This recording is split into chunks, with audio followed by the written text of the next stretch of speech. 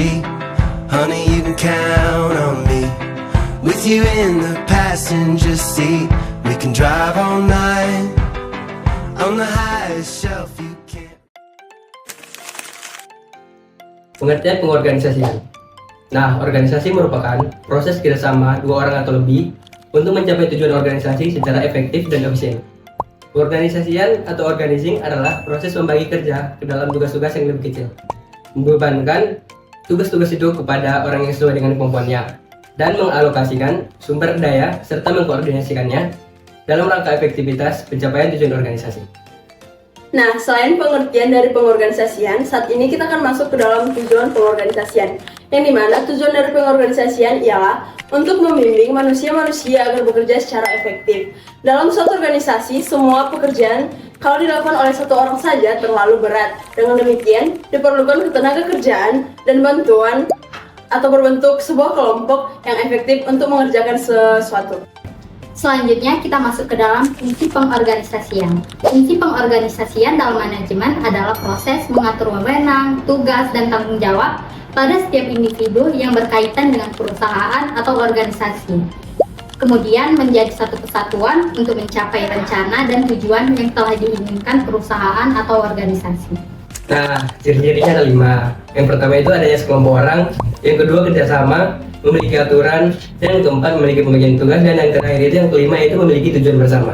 Selain dari itu, pengorganisasian juga memiliki beberapa proses, yang dimana proses tersebut terdiri dari 5. Yang dimana proses pengorganisasian yang pertama yaitu merinci seluruh pekerjaan yang harus dilaksanakan untuk mencapai tujuan organisasi. Yang kedua, membagi beban kerja ke dalam kegiatan-kegiatan yang secara logis dan memadai dapat dilakukan oleh seorang atau oleh sekelompok orang. Yang ketiga, mengkombinasikan pekerjaan anggota perusahaan dengan cara yang logis dan efisien. Yang keempat, penetapan mekanisme untuk mengkoordinasi pekerjaan anggota organisasi dalam satu kesatuan yang harmonis. Yang kelima, memantau efektivitas organisasi dan mengambil langkah-langkah penyesuaian untuk mempertahankan atau meningkatkan efektivitas. Kita masuk ke dalam struktur pengorganisasian. Pada struktur organisasi tergambar posisi kerja, pembagian kerja, jenis kerja yang harus dilakukan, hubungan atasan dan bawahan, kelompok, komponen atau bagian, tingkat manajemen, dan saluran komunikasi. Suatu struktur organisasi memberikan spesifikasi pembagian kegiatan kerja dan menunjukkan bagaimana fungsi atau kegiatan yang berbeda-beda itu dihubungkan. Struktur juga menunjukkan hierarki dan struktur wewenang organisasi serta memperlihatkan hubungan pelapornya. Mengapa pengorganisasian itu penting? Melalui pengorganisasian, seluruh sumber daya yang dimiliki oleh organisasi akan diatur penggunaannya secara efektif dan efisien untuk mencapai tujuan organisasi yang telah ditetapkan. Oke, selanjutnya kita masuk ke dalam bentuk-bentuk organisasi. Yang pertama, organisasi garis. Organisasi garis merupakan bentuk tertentu organisasi dan paling sederhana. Biasanya terdapat dalam organisasi yang relatif kecil. Struktur ini tidak cocok digunakan dalam organisasi yang besar karena bentuk organisasinya yang kompleks. Dalam struktur organisasi garis, anggotanya relatif sedikit dan sebagai pemimpin puncak organisasi biasanya adalah pemiliknya. Yang kemudian, ciri-cirinya adalah orang bawahan hanya memiliki seorang atasan, jadi dia hanya menerima perintah dari satu orang saja, yaitu pimpinannya. Organisasi garis memiliki kelebihan. Yang pertama, proses pengambilan keputusan dapat berjalan dengan cepat karena jumlah yang perlu diajak berkonsultasi masih dibilang sedikit. Yang kedua, rasa solidaritas para anggota pada umumnya masih besar dan masih saling kenal. Yang terakhir, rasa disiplinnya masih tinggi. Kekurangannya ada 4, yaitu yang pertama, tujuan organisasi sama. Satu paling sedikit didasarkan atas tujuan pribadi pemimpin ketinggi dalam organisasi. Yang kedua itu, kecenderungan bagi pemimpin organisasi untuk bertindak diktatoris atau autokratis cukup besar karena dipandang sebagai pemilik pribadi dan oleh karenanya kemauannya yang secara tepat harus dituruti. Yang ketiga, seluruh organisasi terlalu bergantung pada seseorang, sehingga kalau seseorang itu tidak mampu melaksanakan tugasnya, maka seluruh organisasi itu terancam oleh ketidaklangsungan kehidupannya. Dan yang terakhir yaitu yang keempat adalah kesempatan bagi para karyawan untuk mengembangkan spesialisasi sangat terbatas. Selanjutnya, organisasi garis dan staf. Organisasi ini terdiri atas dua kelompok orang-orang yang berpengaruh dalam menjalankan roda organisasi. Kelompok pertama menjalankan tugas-tugas pokok organisasi untuk mencapai tujuan yang ditempatkan dalam kotak-kotak garis atau line. Sedangkan kelompok yang kedua melakukan tugas-tugas berdasarkan keahliannya yang disebut dengan staff. Staff dapat melakukan dan memberikan saran-saran kepada unit operasional. Staff juga memberikan pengaruh dalam pelaksanaan.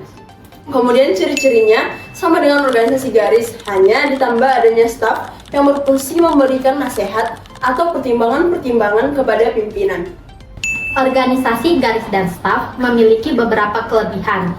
Yang pertama, ada pembagian tugas yang jelas antar orang-orang yang melaksanakan tugas-tugas pokok dan tugas-tugas penunjang. Yang kedua, bakat yang berbeda-beda daripada para anggota organisasi dapat dikembangkan menjadi suatu spesialisasi. Yang ketiga, koordinasi mudah dijalankan dalam setiap kelompok dari kedua golongan karyawan itu. Yang terakhir, disiplin serta moral biasanya tinggi, karena tugas yang dilaksanakan oleh seorang sesuai dengan bakat keahlian, pendidikan, dan pengalamannya. Kekurangannya adalah perintah dari hierarki ini tidak selalu seirama dengan nasihat dari hierarki staf, karena belum tentu kedua macam hierarki memandang suatu hal dari kacamata yang sama. Nah, ada pun bagian yang selanjutnya yaitu organisasi fungsional. Organisasi fungsional adalah organisasi yang pembagian tugas atas para pejabatnya disesuaikan dengan bidang keahliannya. Organisasi ini tidak terlalu menekankan pada hierarki struktural, namun lebih menekankan pada sifat dan macam fungsi yang dapat dilaksanakannya. Cirinya adalah seorang bawahan dapat menerima perintah dari banyak atasan. Organisasi fungsional juga memiliki kelebihan. Yang pertama, spesialisasi para karyawannya dipergunakan semaksimal mungkin. Yang kedua, solidaritas antara orang-orang yang menjalankan fungsi yang sama pada umumnya tinggi. Yang ketiga, moral serta disiplin orang-orang yang menjalankan fungsi yang sama pada umumnya tinggi. Yang keempat, koordinasi antara orang-orang dalam satu fungsi mudah dijalankan. Kekurangannya ada dua. Yang pertama, orang menspesialisasikan diri dalam satu bidang kegiatan tertentu, sehingga sukar untuk mengadakan tour of duty dan tour of area tanpa melalui pendidikan yang insentif lebih dahulu.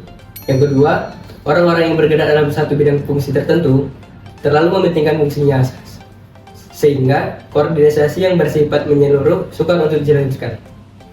Berikutnya yaitu organisasi proyek. Cirinya adalah apabila tujuan proyek sudah selesai, maka organisasi ini akan segera dibubarkan. Jadi sifat organisasinya hanya sementara saja, yaitu selama proyeknya berjalan. Dalam suatu formalitas, ada dua bentuk organisasi, yaitu organisasi formal, organisasi informal. Yang pertama, organisasi formal adalah kumpulan dari dua orang atau lebih yang mengikatkan diri dengan suatu tujuan bersama secara sadar, serta dengan hubungan kerja yang rasional, dibentuk atau disusun secara resmi. Memiliki struktur yang jelas, bagan yang menggambarkan hubungan-hubungan kerja, kekuasaan, wewenang, dan tanggung jawab antara pejabat dalam suatu organisasi. Pembagian tugas yang jelas, serta tujuan yang diterapkan secara jelas. Sedangkan organisasi non-formal adalah kerjasama yang dilakukan oleh dua orang atau lebih yang tidak terstruktur, namun memiliki tujuan yang sama dan tidak disadari. Keanggotaan pada organisasi-organisasi informal dapat dicapai baik secara sadar maupun tidak sadar, dan kerap kali sulit untuk menentukan waktu eksak seorang menjadi anggota organisasi tersebut. Sifat eksak hubungan antara anggota dan bahkan tujuan organisasi yang bersangkutan tidak terspesifikasi. Berikutnya kita masuk ke dalam perbedaan organisasi formal dan non-formal, yang dimana perbedaannya terdiri dari 5. Yang pertama, dalam organisasi formal terdapat pembagian tugas yang jelas yang telah dirumuskan, sedangkan organisasi informal tidak memiliki pembagian tugas yang tegas. Yang kedua, dalam organisasi formal terdapat mata rantai perintah yang tegas. Sebaliknya, dalam organisasi informal tidak terdapat mata rantai perintah yang tegas. Yang ketiga, organisasi formal memiliki rencana kerja yang jelas, sedangkan dalam organisasi informal tidak memiliki rencana kerja yang jelas. Yang keempat, organisasi formal memiliki departemen-departemen, sedangkan organisasi informal tidak memiliki departemen yang jelas. Yang selanjutnya yang kelima, organisasi formal memiliki tingkatan-tingkatan manajemen yang jelas, sedangkan dalam organisasi informal tidak memilikinya.